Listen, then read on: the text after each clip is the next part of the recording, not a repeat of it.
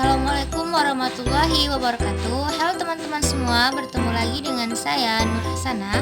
Pada pertemuan kali ini saya akan menyampaikan tentang bagaimana sel darah merah itu terbentuk.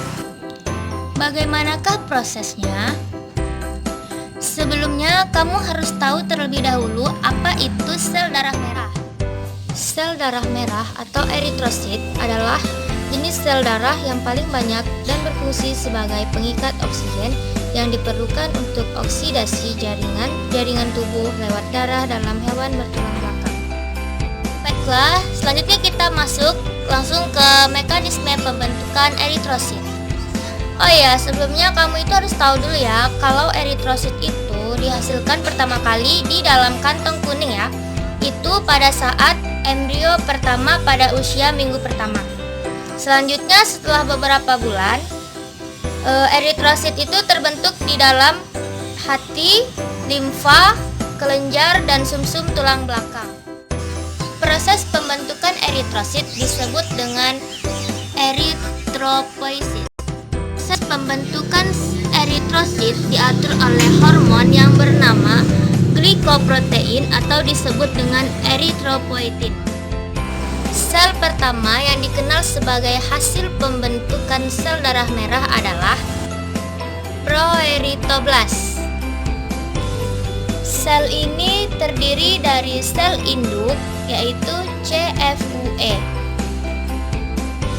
Setelah sel proeritoblas terbentuk, maka sel tersebut akan membelah beberapa kali. Sel-sel baru yang dihasilkan dari generasi divisi pertama ini adalah eritoblas basofil. Eritoblas basofil ini dapat dicat dengan warna. Sel eritoblas basofil ini mengandung sedikit hemoglobin ya teman-teman.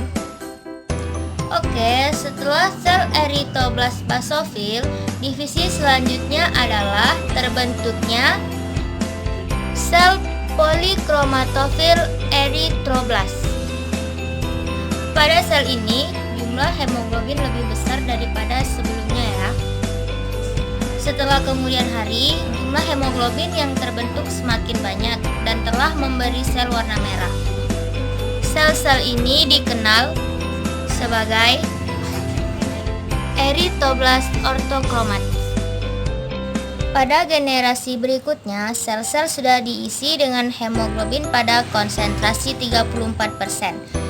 Inti mengembun menjadi kecil dan sisanya akhirnya diserap dan dipaksa keluar dari sel. Nah, pada saat yang sama, retikulum endoplasma diserap. Sel disebut sebagai retikulosit. Nah, pada tahap ini, karena masih mengandung sejumlah kecil dari bahan basofil. Bahan basofilik yang tersisa dalam retikulosit biasanya menghilang dalam 1 hingga 2 hari. Kemudian, eritrosit menjadi eritrosit yang matang. Jika eritrosit sudah beredar, usia sel darah merah dalam keadaan normal itu hanya sekitar 120 hari ya teman-teman.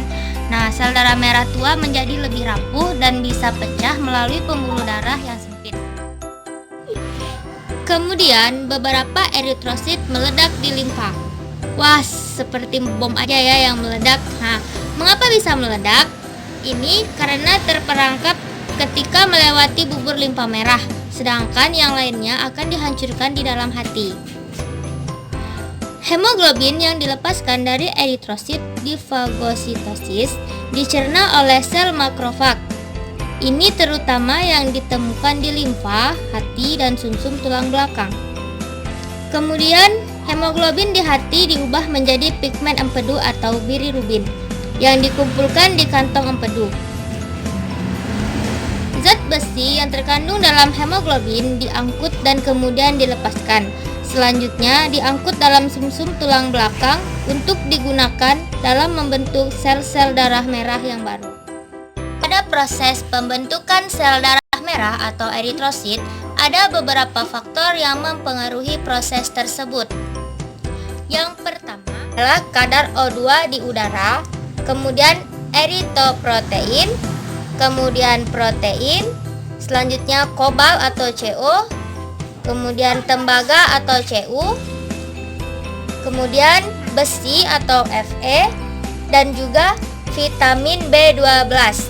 Semua faktor ini sangat berpengaruh penting dalam pembentukan sel darah merah.